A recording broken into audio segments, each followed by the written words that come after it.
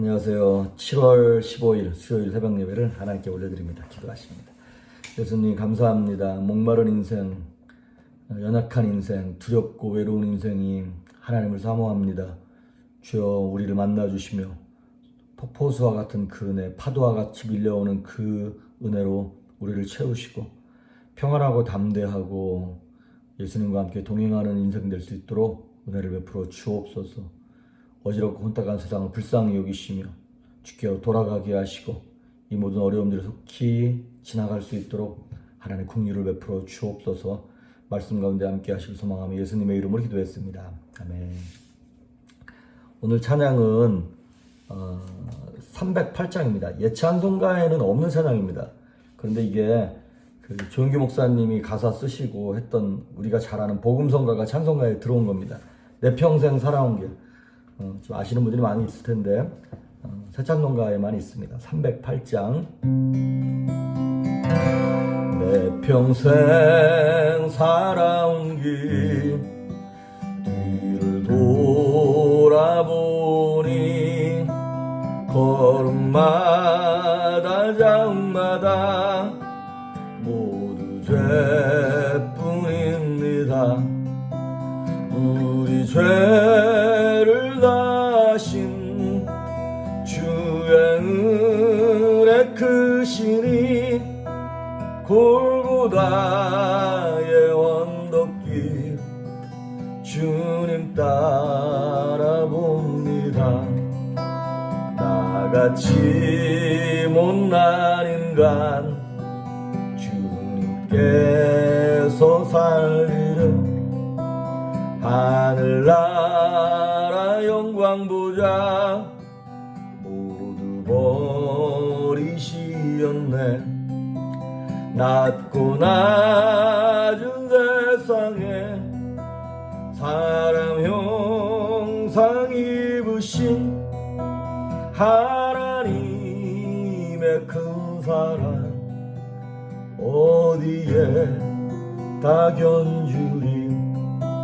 예수님 나의 주님 사랑의 주 하나님 이제 나는 예수님만 높이면서 살겠네. 나의 남은 인생을 주와 동행하면서 주님 사랑 전하며 말씀 따라 살겠네. 아멘. 가사가 조금 바뀐 부분이 있습니다.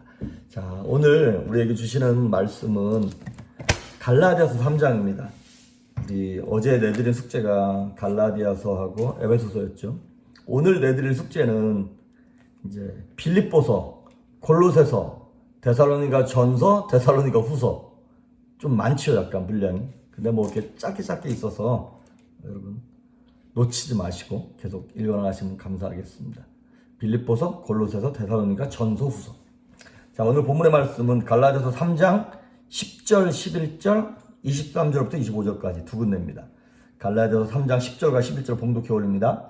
무릇 율법 행위에 속한 자들은 저주 아래에 있나니 기록된 바 누구든지 율법책에 기록된 대로 모든 일을 항상 행하지 아니하는 자는 저주 아래에 있는 자라 하였습니다.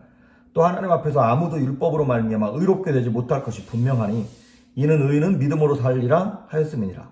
그 다음에 23절부터 25절까지 믿음이 오기 전에 우리는 율법 아래에 매인받고 계시될 믿음의 때까지 갇혔느니라. 이같이 율법이 우리를 그리스도께로 인도하는 초등교사가 되어 우리로 하여금 믿음으로 말미암아 의롭다함을 얻게 하려 함이라. 믿음이 온 후로는 우리가 초등교사 아래에 있지 아니하도다. 아멘. 이제 복음과 율법에 관한 얘기들을 이제 뭐 되게 복잡하기도 하고 어렵기도 하지만 오늘 간단하게 좀 설명을 해드리도록 하겠습니다.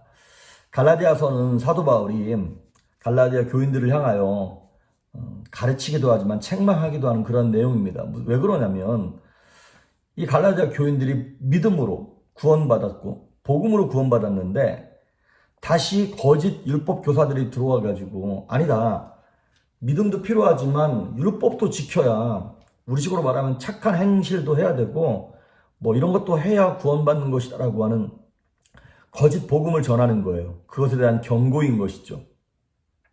그 거짓 교사들은 이렇게 생각하는 것입니다. 율법도 하나님 주신 것이잖아요.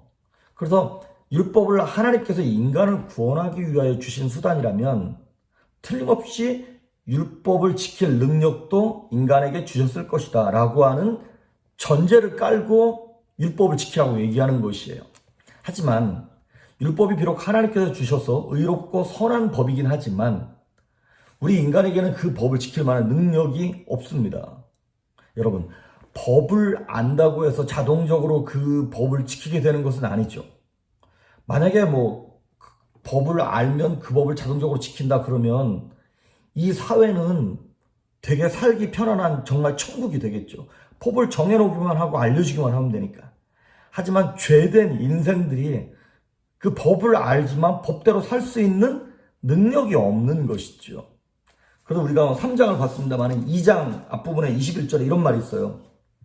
내가 하나님의 은혜를 패하지 아니하노니 만일 의롭게 되는 것이 율법으로 말미암았으면 그리스도께서 헛되이 죽으셨느니라. 율법을 아는 것으로 우리가 율법을 지키게 되고 그렇게 해서 구원을 얻는 것이라면 예수님은 죽을 필요 없었다. 지금 그 얘기를 하는 것입니다. 그러면서 오늘 3장 10절에 보니까 무릇 율법 행위에 속한 자들은 저주 아래에 있는 자가 기록된 바 누구든지 율법책에 기록된 대로 모든 일을 항상 행하지 아니하는 자는 저주 아래에 있는 자라. 그러니까 율법을 99가지를 지켰을지라도 한 가지를 잘못 지키면 못 지키면 저주 받는 거예요. 죽게 되는 것이다 이 말이죠. 그래서 율법 행위에 속해서 그 행함으로 구원받겠다고 하는 사람들은 결국에는 저주라는 것밖에 없다는 것이죠. 그 로마서 5장 20절에도 보면 그 율법에 관한 얘기를 하면서 이렇게 얘기해요. 율법이 가입하게 된 것은 범죄를 더하게 하려고 그랬다는 거예요. 자, 그러면 율법이 도대체 뭐길래 성경은 약간 이렇게 오늘 책만 보면 약간 뉘앙스가 부정적이죠. 우리가 이걸 알아야 된다. 율법의 역할에 대해서. 첫째, 율법의 역할이 무엇이냐면 죄를 깨닫게 하는 것입니다. 죄로 말미암아 심히 죄되게 만드는 것. 쉽게 말하면 이거예요. 율법은 거울이라고 하는 것이에요. 거울.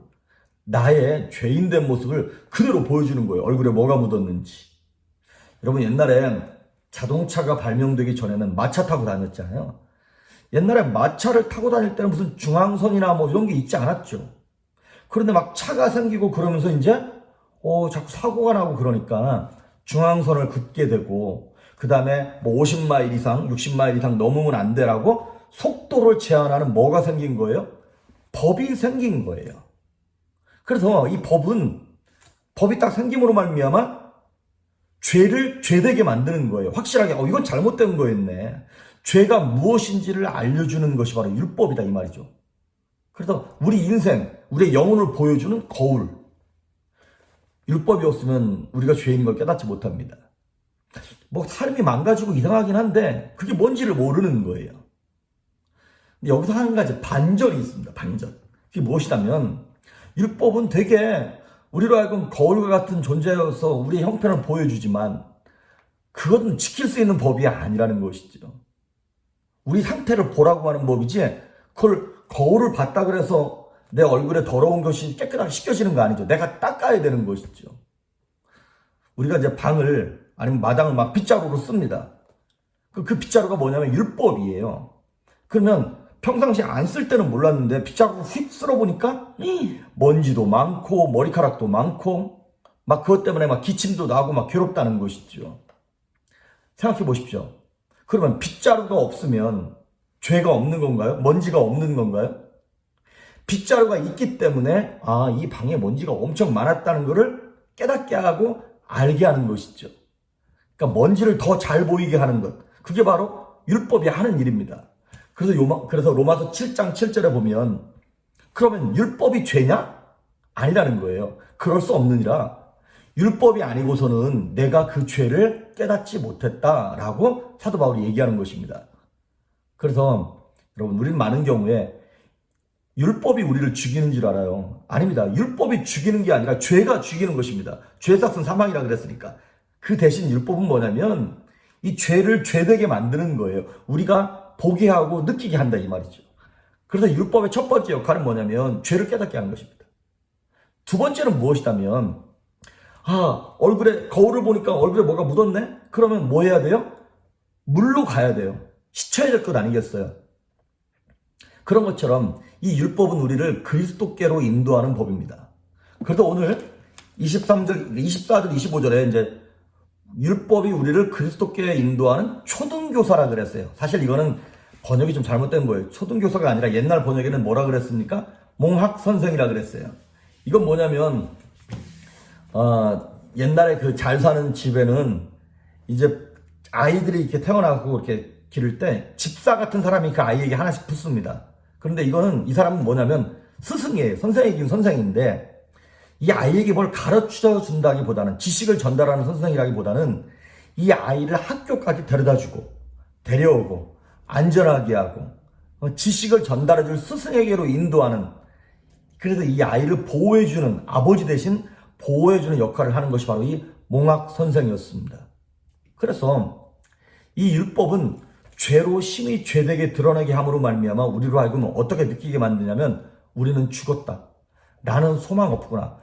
내 힘으로 구원해 보려고 그러고 착하게 살아보려고 했고 천국에 들어가 보려고 했는데 내 능력, 내 노력으로는 안 되네. 내 의의를 갖고서는 안 되다라는 것을 깨달음으로 말미암아 우리를 치료할 인도자에게로, 그게 누굽니까? 예수께로 인도하는 것, 그것이 바로 율법의 역할입니다. 몽학 선생의 역할인 것입니다.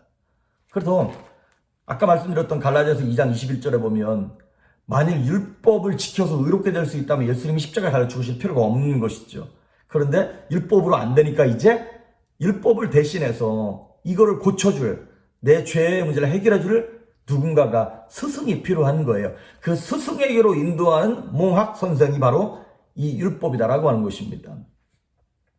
여러분, 이 몽학 선생, 율법이 스승이 아니에요. 스승은 단 한 분, 예수님밖에 없습니다.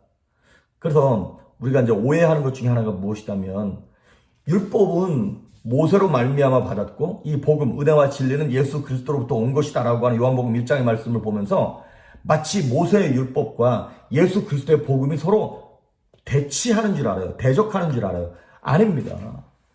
우리가 잘 알다시피 마태복음 5장 17절에 보면 예수님께서 내가 율법이나 선지자를 폐하러 온 게 아니다. 폐하러 온 것이 아니라 완전하게 하려 왔다라고 얘기하는 것이에요. 여러분, 아까 말씀드렸던 것처럼 율법은 몽학 선생입니다. 그 자녀를, 우리를, 그 몽학 선생인 율법이 누구에게 데려다 준다고요? 학교에 있는 선생님에게, 스승에게 데려다 주는 것이에요. 그러니까 이 몽학 선생하고 스승하고 싸우면 안 되겠죠. 서로 협조해야겠죠. 그런 것처럼 율법은 우리를 정죄함으로 말미암아 우리가 죄인임을 깨닫고 스승에게, 예수님께 달려가는 거예요. 그래서 이제 예수님께 달려가서 생명의 지식을 공급받기 시작하는 거예요. 그래서 이 아이가 3살, 4살, 5살 될 때까지는, 초등학교 될 때까지는 몽학 선생 아래에 있다가 이제 중학생, 고등학생 점점 성장하면서 이제는 몽학 선생으로부터 독립하는 거예요. 그래서 이제는 혼자 알아서 스승에게 가는 거예요. 생명의 근원 되시는 예수님께 달려가는 것이다 이 말입니다. 그래서 율법은 공의의 법입니다. 그러니까 율법의 공의의 법이라는 것은 옳은 법이라는 얘기예요. 문제는 뭐예요? 공의의 법이기 때문에 너 죄 졌냐? 그럼 죄값을 치러야지. 율법에 없는 것이 딱 하나 있습니다. 많은 사람들이 율법에 사랑이 없다고 얘기하는데 아닙니다. 율법 안에도 사랑이 있습니다. 이웃을 돌아봐야 되고요. 챙겨야 됩니다. 그런데 딱 하나 율법에 없는 것이 있어요. 뭐냐면 용서입니다. 왜냐하면 율법은 공의의 법이기 때문에 죄를 졌으면 죄값을 치르는 것이 법이에요. 그런데 용서는 뭐예요? 내가 대신 치러줄게. 너 괜찮아. 이건 내가 이번에 용서해줄게. 이거는 공의가 아니란 말이죠. 그래서 누가 오신 겁니까? 예수님이 오시는 거예요. 이 인생 가운데 예수님이 오셔서 뭐를 행하신 거냐면 율법을 만족시킨 거예요. 공의의 법을 만족시킴으로 자신의 십자가에 달려 죽으심으로 말미암아 피를 흘리셔서 사랑을 제공해 주시고 용서를 제공해 주시는 거예요. 그래서 예수님께서 말씀하셨던 것처럼 내가 율법을 폐하러 온 것이 아니라 완성시키러 왔다. 뭘로? 예수 그리스도의 보혈로, 피로 용서로 말미암아 율법을 완성시키셔서 우리를 천국에 들어가게 만드신 것, 그것이 바로 복음이라고 하는 것입니다. 그래서 요한복음 8장에 보면 간음하다가 현장에도 붙잡힌 여인이 옵니다. 율법으로 하면, 공의의 법으로 하면 그 여인은 죽어야 마땅합니다. 그런데 예수님께서 이렇게 말씀하셨죠. 너희 중에 죄 없는 자가 돌로 쳐라. 그리고 여인에게 말씀하시기를 나도 너의 죄를 정치 않는다. 다시는 죄를 짓지 말아라. 그리고 예수님이 용서하세요. 그리고 그 여인 대신에 나중에 예수님께서 십자가에 달려 죽으시는 것이죠. 그 핏값을, 죄값을 치르는 것이죠. 이거를 통해서 우리가 깨닫는 게 무엇이냐면 율법이 은혜입니다. 율법도 은혜입니다. 그러니까 왜 은혜냐? 우리를 생명의 근원 되시는 예수님께 인도하기 때문에, 용서를 제공하시는 그 용서의 근원자, 사랑의 근원자에게 우리를 이끌고 가기 때문에 율법도 은혜라고 하는 것입니다. 그리고 많은 사람들이 이제는 우리는 복음을 받은 사람이기 때문에 율법이 필요 없다고 얘기하는데 아닙니다. 성장하면 성장할수록 율법을 자발적으로 지키게 되어 있습니다. 어렸을 때는 아빠가 무서워서, 선생님이 무서워서 법을 지켰어요. 하지만 성장하고 난 다음에는 이것이 율법이 은혜라는 걸 깨닫기 때문에 자원하는 마음으로 율법을 지키는 거예요. 물론 율법 안에도 모럴로, 도덕법이 있고, 시빌로, 사회법이 있고, 그 다음에 세리모니얼로 혹은 리추얼로라고 하는 제사법 이런 것이 있어요. 제사법 같은 것들은 예수님께서 한 번에 죽으심으로 완성하셨어요. 우리가 지금 양을 잡고 소를 잡는 건 필요 없습니다. 그건 안 해도 돼요. 예수님이 한 번에 완성시키셨어요. 하지만 시빌로나 아니면 모럴로 같은 것들은 그 문화에 따라, 그리고 우리의 인간된 도리로서 이제 우리가 억지로 지키는 것이 아니라, 누가 보기 때문에, 심판하기 때문에 지키는 것이 아니라 예수님을 사랑하는 마음으로 우리가 나 자신의 특권을 내려놓고 내가 나를 희생함으로 그 법을 지키는 것이다, 이 말이죠. 오늘 우리 아까 불렀던 찬양처럼 내 평생 살아온 길 뒤를 돌아보니, 이런 찬양을 부르면서 2절에 이런 말이 나와요. 나같이 못난 인간. 그렇습니다. 우린 다 못난 인간이고 부족한 인간이에요. 지식이 부족해서, 스펙이 부족해서 못난 인간이 아니라 우리 스스로는 요만큼도 의로운 행위를 할 수 없기 때문에 못난 인간이라고 하는 것입니다. 내가 나를 구원할 수 없는 거예요. 수영 못하는 사람이 막 강물에 휩싸여서 떠내려가고 있는데 내가 애쓰면 애쓸수록 더 깊이 빠져 들어가는 거예요. 내가 내 머리채를 끌어서 올린다 한들 나올 수 없는 인생이 바로 못난 인간이다, 이 말이죠. 그러한 인생 속에 예수님께서 밖에서 딱 손을 내밀어가지고 예수님이 쭉 끌어올리시는 거예요. 우리에게 구원의 길을 허락하신 것이죠. 그래서 우리 인생 소망 없고 가망 없고 정말 내가 나를 봐도 부족하고 눈물 나고 날마다 두렵고 내일이 두렵고 외롭고 그런 연약한 인생이지만, 하나님께서 나도 너의 죄를 정죄하지 않는다, 다시는 가서 죄를 짓지 말아라고 또 격려하시고 위로하시고 죄값을 치르시고 우리에게 생명을 무한히 공급해 주시는 그 하나님의 사랑으로 이끄는 게 뭐라고요? 율법이라고 하는 것입니다. 오늘도 우리에게 때로는 율법, 공의의 하나님으로 다가오시고, 때로는 복음으로, 사랑의 예수님으로 다가오셔서 우리 삶을 이끄시고 능력으로 충만하게 하시는 그 은총 가운데 오늘도 승리하고 평안하고 담대할 수 있기를 주의 이름으로 축복합니다. 기도하십니다. 예수님 감사합니다. 부족한 인생, 연약한 인생, 나같이 못난 인간에게 주님 찾아오셔서 담대하게 하시고 평안케 하시고 위로하시며 내가 너의 이름을 안다, 내가 너의 아버지다라고 말씀하시고 우리를 보호하시는 예수님의 은혜를 깨닫습니다. 감사와 영광을 하나님께 올려드립니다. 오늘도 하나님의 자녀답게 생명을 가지고 살아가게 하시고 승리할 수 있도록 성령님 기름 부어 주시옵소서. 감사드리옵고 예수님의 이름으로 기도했습니다. 아멘.